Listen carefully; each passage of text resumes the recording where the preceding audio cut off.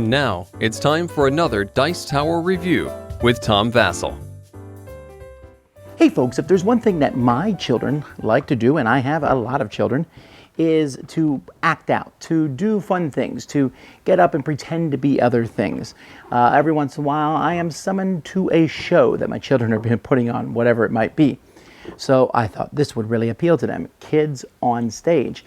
And has no reading required, so it works for younger kids. This is a game from Briar Patch. It's a charades game for children. Let's take a look.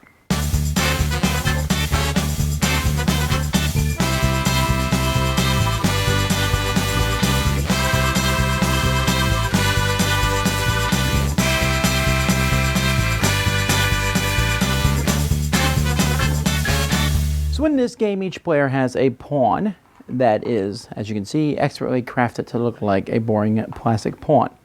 But anyway, on your turn, you will spin the spinner. So you'll spin the spinner, and I roll 5. So I'm on start, so I go 1, 2, 3, 4, 5. I then draw a card from this pile. Now the three different piles are different things. The blue pile is animals. So you can see fish, elephant, chicken, butterfly, spider. And the green pile is objects: scissors, drum, umbrella, telephone, wristwatch.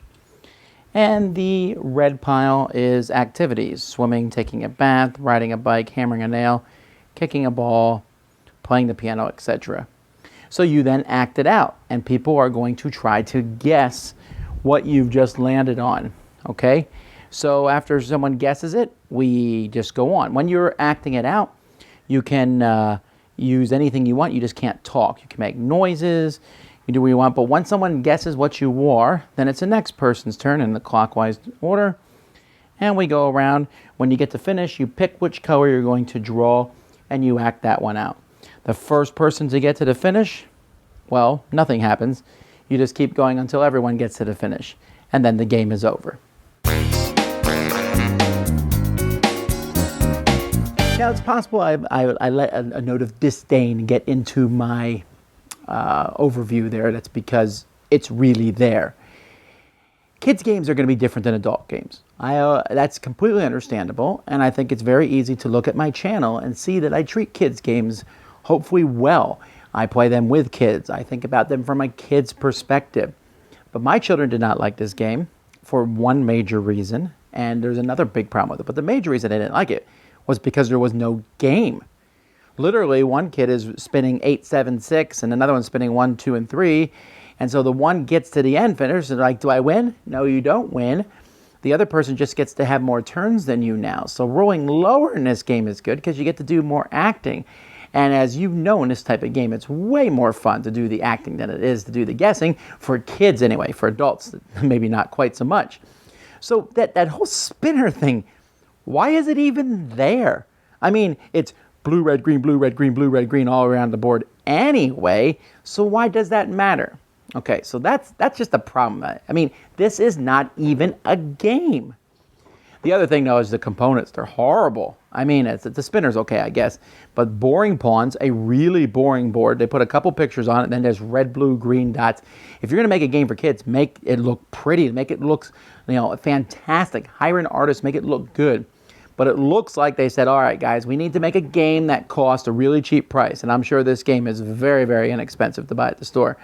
Let's make it as cheap as we can. Let's make the tiny cards. And let's make as few cards as possible, which is a big problem in this game. You want to have kids guessing?